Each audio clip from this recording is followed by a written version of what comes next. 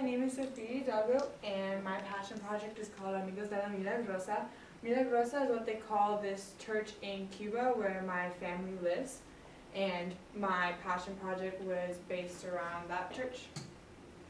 My topic is international community service. I've always been really passionate about community service and serving others and doing things to help other communities. So for my passion project, I visited Cuba during spring break to renovate a playground next to this church in a neighborhood where my family lives.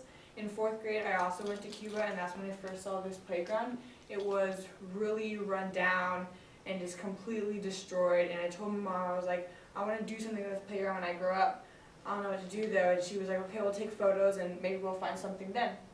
So then 8th grade, I come to this school in 7th grade and I hear about something called the Passion Project, and I just go ahead and start it without knowing the rubric of anything of what the Passion Project is based off of. It turns out it fits perfectly, and it was such a great opportunity to expand on what I'm already passionate about and go ahead and do this project that I really wanted to do when I was in 4th grade. This playground is in the neighborhood of Jaime Lopez in Matanzas, which is a province in Cuba. In the neighborhood, there's an elementary school, a middle school, and a high school, and there's really no safe place for the kids to go and to play around. There's a basketball court that my great-uncle built about 50 years ago, and that's pretty run down. Sometimes they have soccer balls or things that they use and play on that court, but there's nothing for little kids to really do there. My global context is globalization and sustainability. It's globalization and sustainability because it connects a local and global community, and it impacts not only the environment but the people as well. The playground was covered in weeds and just plants that are all over the place, and there was just insects like festing on all the plants there, and it was really not safe for the kids. So it connected my neighborhood and my group of family and friends to this neighborhood in Cuba and impacted the environment as well. They really need safety there. There's sharp edges, all the metal is like cut really pointy, there's rust absolutely everywhere, it's just tetanus filled and there's no medicine there to treat infections like that. I saw a lot of kids that just had rashes all over their skin. If they went into a playground, it was just really not a safe place for them to go. They requested that we bring sports balls, sports equipment, swing seats, outdoor paint and things to kind of redo that playground for them. And because they don't have any soccer balls there or basketballs, don't have that kind of stuff, we bring it every time we visit. So we brought soccer balls and cones and baseballs. Baseball is the #1 sport, so we brought everything that had to do with baseball bats, gloves, the mats. We brought 2 full catcher's gear, ball pumps, duffel bags, and then for the swing stuff we brought swing seats and a baby swing seat for the really newborns there, the swing chains and the paint, all the materials, all the equipment we need to remove the rust, the screws and the bolts, and they also requested a moon bounce because they had seen one before in the United States photo of it, and they requested that we bring that for them too.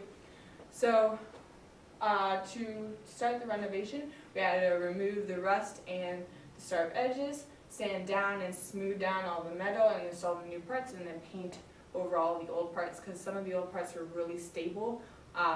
Everything there is just built really strongly because it has to be able to last hurricanes, so it was really useful to just paint over old things that were so useful.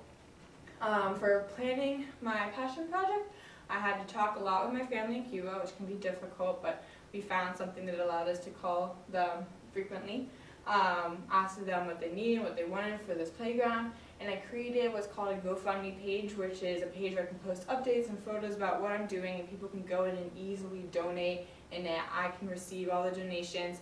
They mail checks to me, and I can give them thank you notes and inform them about everything that's going on. So collected a lot of donations. In total, I think we raised $4,600 from about 55 people.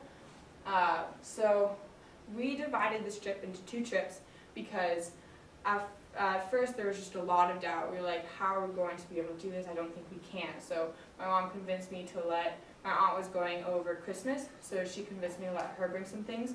we spent about $600 on sports equipment, and so she took all the sports equipment there with them. So we bought all of that and then sent it with her, and then she sent us back photos, and we posted that on GoFundMe as well. And then planning the second trip, I went with my dad and my brother, and for about a week, while the rest of my family went on college tours.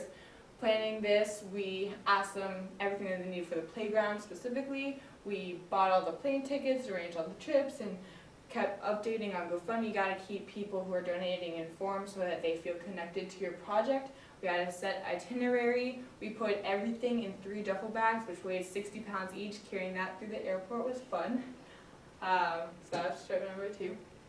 So what I really learned from this is staying on track. You have to know your audience and know how you're getting to them. So a lot through email. The audience I was trying to get to, it was not text messages, it was just constant emails every day, back and forth between school and this passion project, just answering emails all day long to get people to donate and keep them informed, and ask them, they would ask what they can do to help, and keeping them on track. As well, I also learned to be my own self-advocate. I can't always rely on other people. It's not something I've really learned at this age yet until this project, that I can't just go to my parents and be like, oh, can you talk to this person? Can you email this person? I had to learn to do things for myself. I also learned through social media how to communicate with others for my audience. Everyone uses Facebook. It's 1.60 billion people use it, so it created a large audience to view this, and a lot of people found my GoFundMe page through Facebook, and my parents posted a lot of what I was doing on there because I could not figure it out, so naturally parents just post everything you do for you because you'd be proud. So that was really interesting to learn how to use new social media that I never used before. My goal was to improve the lives of the youth in Jaime Lopez through community service, which is exactly what my project accomplished. In the end, when we first got there, nobody was on the playground. They couldn't. So I saw one kid just sneak under this hole in the gate to go on the swing. But eventually left, and by the end, everyone was on the playground. All the grandparents, all the parents, everyone was just there and laughing. You could hear it throughout the entire neighborhood. 3 things that I mainly learned was research, critical thinking, and self-management. I learned a lot. I spent 7 hours in a day just researching what to do for playgrounds. Critical thinking, just thinking about the connection between Cuba and the United States and how different it is, and what I need to do to be careful here and there, and everything I need to remember about that kind of actions that need to change there, and how I need to act differently when I'm in Cuba. I also learned about self-management, balancing between school and this. At times it got difficult, but I think I definitely did it, because by the end the goal was completed. Through this, I have grown a lot. I have learned how to do things for myself, but I've also learned a lot how important support is, how important it is to have family and friends that are by your side that can help you get things done. Another thing I learned is that you can't let age affect you. A lot of people were saying oh, you're in 8th grade, how are you going to do this?